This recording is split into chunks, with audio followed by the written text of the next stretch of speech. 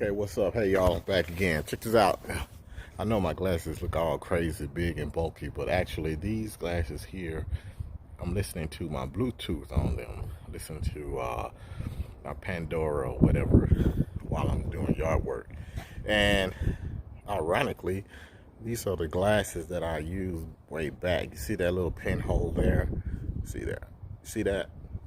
These glasses also are, it's a video camera.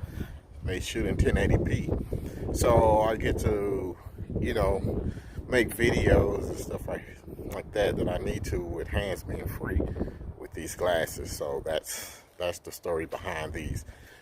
They are on Amazon. I think I'll go ahead and put a link down there for you to check out these glasses if you want to do this, because for whatever reason that you may have, you may want some glasses that I used to call them spy glasses, but there may be some legal stuff that you get into with using those terms or using glasses like this. But if spying is your game, this right here can help you out.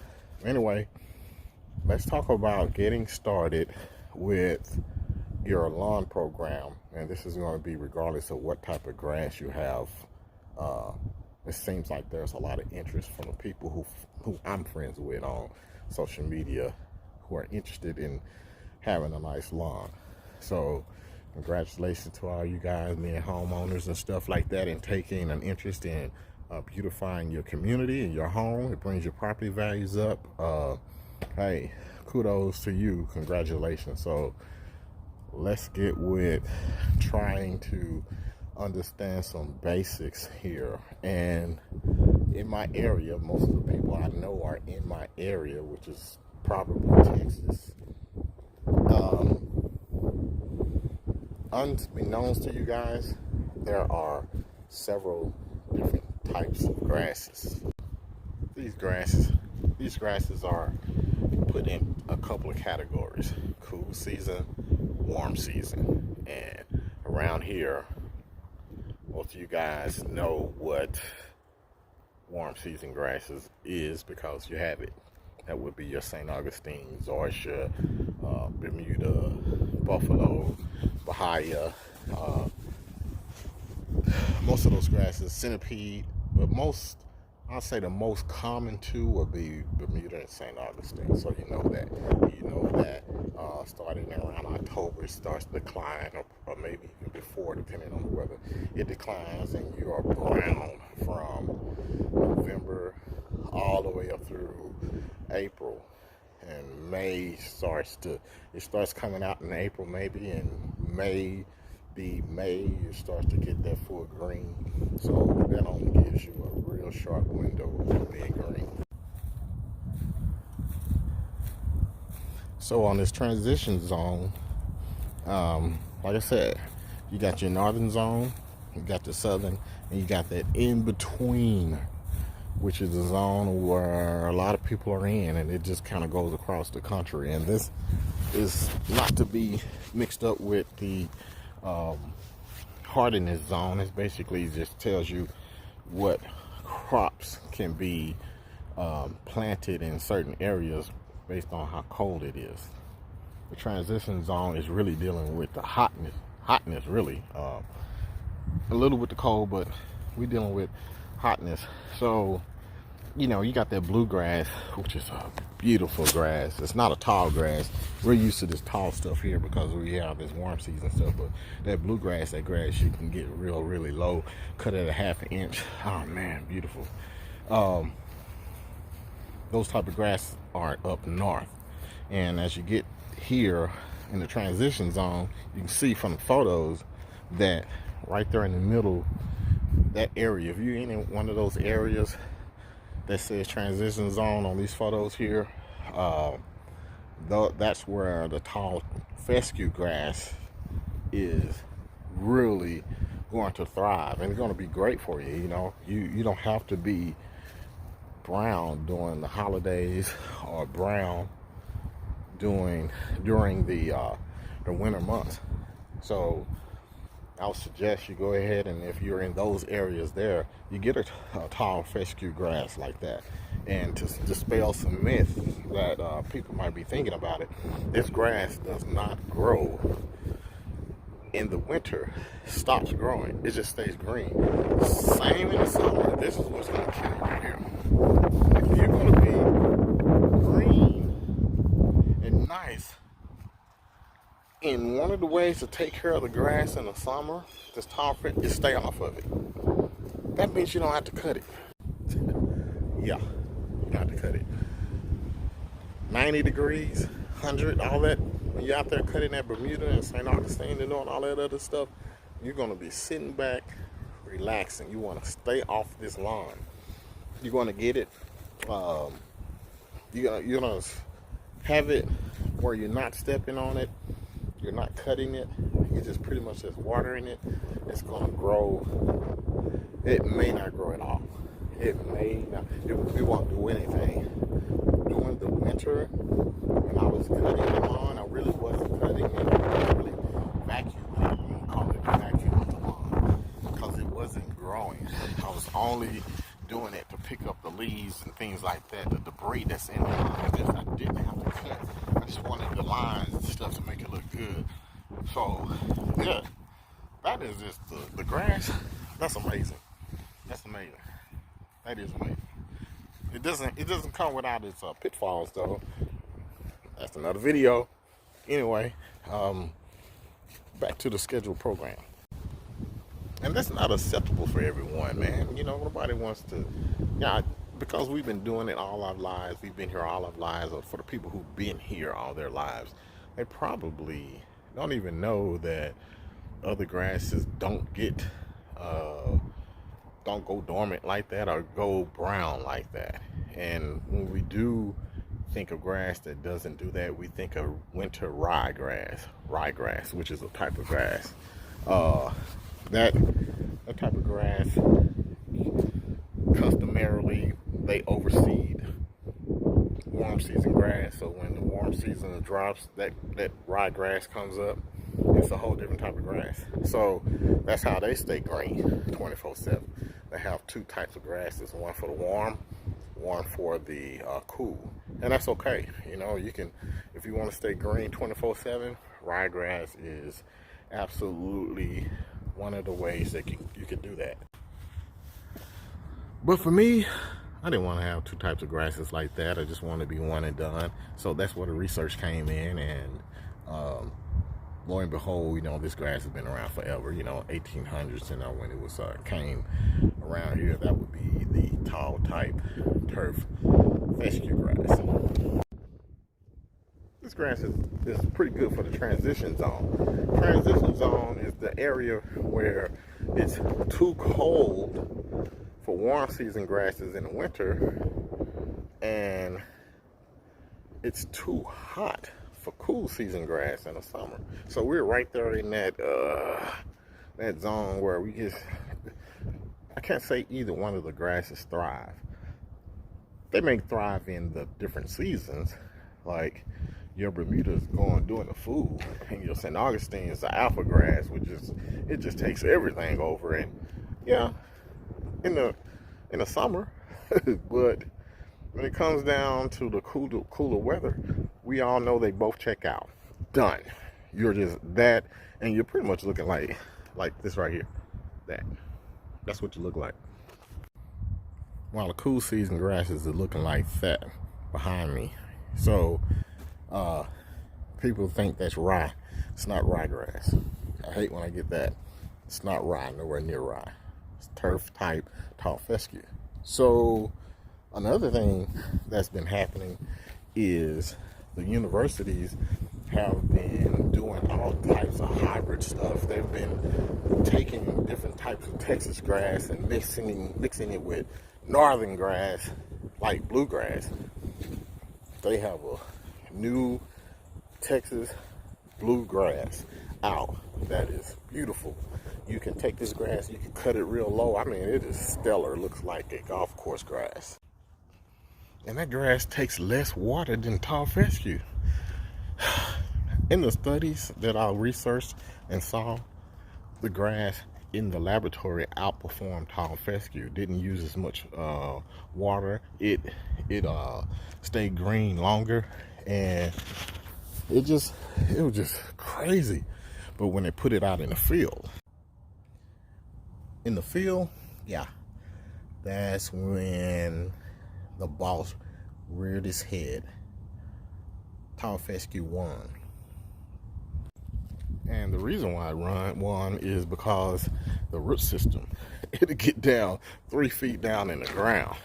Great, because when you get your watering done, and I'm going to show you how to open up your lawn using the new technology that they have now, as opposed to the old stuff. I teach you that. Stay tuned to this channel. Show you how to do that. You're going to be awesome this year. With the turf type tall fescue, with those roots being down further, it was able to withstand the drought much more than that new crazy great grass, that Texas bluegrass. If you get some of that stuff, I mean, it's awesome. It's gonna cost you about $250 or $300 per 50 pounds. I'm sorry, because it's great. And with a sprinkler system, and you want to have that extra attention, you have a smaller yard, I don't think it's going to be able to be beat. That's some beautiful grass. I'll try to put a link to that up on this video, so you can, if you want to try that. And I may end up trying that type of grass on my Bermuda rectangle. So I know you're asking, so what's the Bermuda rectangle? Well, that's what I'm using in the back of my yard here. This right here is the Bermuda rectangle. And the reason for it is that I didn't have my sprinkler system operating properly when I planted the grass in the front. I couldn't find a zone. So found the zone, I got it going. So I could plant it this spring, but if you saw my other video, you know that it's hard to kill the existing grass. Forgive that right there, that's not mine. That's being held here for family. Anyway, the Bermuda. Thought about that. That grass is hell, and I don't want to mix the two. I don't want to mix it, so I got to get this Bermuda up and going, get it strong, vibrant, then kill it off. That's pretty much the best way to get rid of it, and I may not be totally rid of it after I do that. So that's what all of this is. I've already put the glyphosate. If you've seen my other video, the glyphosate is the Roundup, and I just killed everything out here. Not worried about the Bermuda dying, because it's not going to take it up. So it's going to come up, and I'm going to call this area the Bermuda Triangle Rectangle, because I'm just going to see what it is. It's common Bermuda. He's been here since I just moved in this house about a year ago, so it's already been here. Whatever's here, so I'm going to pull whatever it is out of the lawn, just to give you guys a view on how well you have your lawn, because it was garbage. This was garbage. I'll try to find a video or a picture to show you where it was before, but it was just totally garbage. You can bring your lawn back, no issue, and it starts today. It starts this month, which starts this video. I know that was a long intro, but the video is getting started right now on your lawn, so it can be nice. Let's get into that. So the first thing you need to do right now, if you haven't been taking care of your lawn, you need to establish some pre-emergent weed control. This right here is the biggest step that you need to take. This one step, if you take this, will dictate the health and the visual look of your lawn for the rest of the year. So this is a product that I use called Pre-emergent. Here's another product called Tenacity, and they have another one called dithiopyr. Some people pronounce it dithiopyr. That's another product. Then they have another product is in the Scots. It's in the Scots. I forget the name of that product, but it's in the Scots. That's their brand. They put it in there. So the Scots is another type of chemical that you can put down, and what that does, it prevents the weeds from coming up. Basically what that it does, it creates a little coating over the ground, and when the weeds try to come up through it, they actually germinate. Some people say it keeps them germinating, but it actually does germinate, which is great. You do want it to germinate, because really, when those seeds can last in your yard for years and years, the more that you can get to germinate, and it dies, then it's done. You don't have to worry about that seed again. So the actual germination is important. So after the seeds germinate and comes up, it hits this barrier that you put down, the prodiamine, the diethylpyr, the tenacity, and it dies. So that's how people are getting their lawn free of weeds before it even starts. And that starts when soil temperature starts to reach a certain degree. 55 being the mark that most industry standards are saying, 55 degrees. I'll put a link in the description to tell you how you can find out what your temperature is in your area online. So I'm a big technology type person, and I do stuff lazy way. So back to the prodiamine and diethylpyr and tenacity. You put this stuff down when the temperatures are about to reach 55 degrees. Usually that's about generally around March 15th for my area. When you check out your area on the website that I'm going to link you to, you can kind of get a good range of when it happens. So you get this down. This right here is going to kill majority of what you guys are having issues with right now. You put this down twice. You put it, well, it could be 4 times. Let me say, generally you want to use it in the spring and in the fall. That's what I'm saying. I do split applications. I put it twice down in the spring, twice in the fall.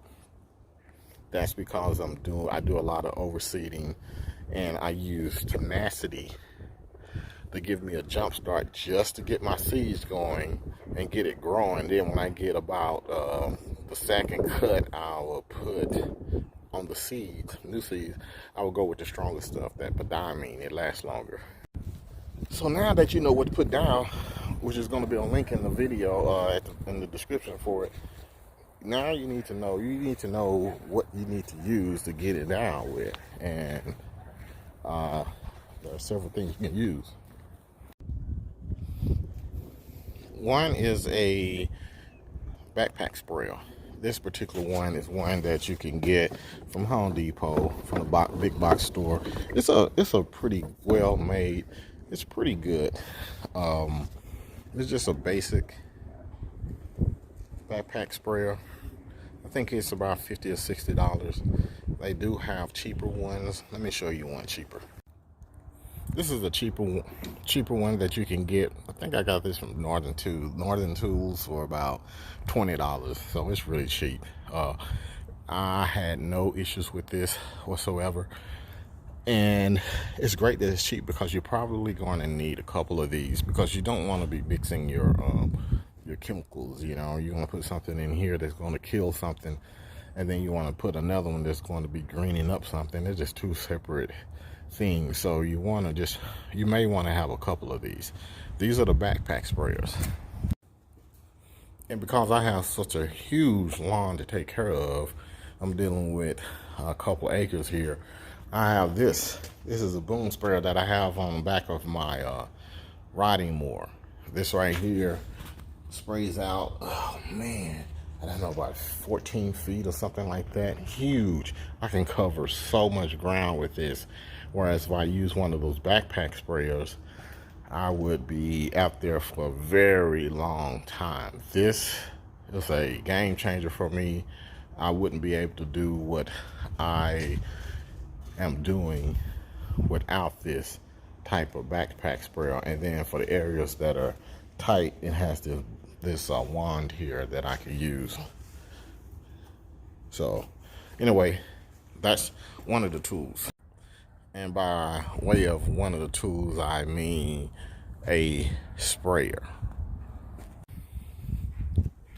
I know a lot of people don't want to spend a lot of money like that, even though that's not that much. This right here costs almost as much as a backpack sprayer. But this is a dial sprayer by Ortho, and it's pretty cool, straightforward.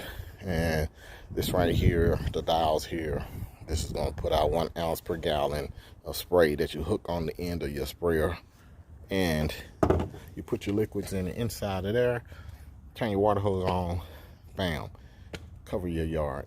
That's great. And the next tool, everybody's seen this. This is just a drop spreader, real cheap drop spreader. Because I have so much, I'm going to buy a more sturdy one that's probably more on the commercial side. This is the one I've been having for years, but it gets the job done. This spreader here is something that you use when you have a granule type fertilizer or weed killer or whatever. Just dump it in there, and having to put it out there and how much to put out is a section that needs to be discussed by itself in another video, which I'm going to try to have these videos uploaded. I'm actually, before I share the page, I wanted to have enough content on the page for people to go through, and then I would just go through and make videos as I prepare to go through the season. So right now, what you need to do, go out. If you don't want to use this stuff here, which is Tenacity, I'm going to upload a video on how to deal with mixing this stuff. Go out, go to your big box store, grab you some Pre-emergent. Go ahead and do it now. For the weeds that's in your yard, we can do something about them now, but really those are cool season weeds that are about to die anyway. So let's try to get the regular turf done. So I will do a weed control that you can mix in with this that'll take care of your current weeds, which is a post-emergent, and it's going to take care of your future weeds. So this is the first step in lawn care, is a pre-emergent application that goes down in the spring and it goes down in the fall. Step 1, pre-emergence. Trying to get that in your head right now, because if you miss this opportunity, you're going to have a lot of weeds, and you can still get rid of the weeds with post-emergence, but you know some weeds are harder than others.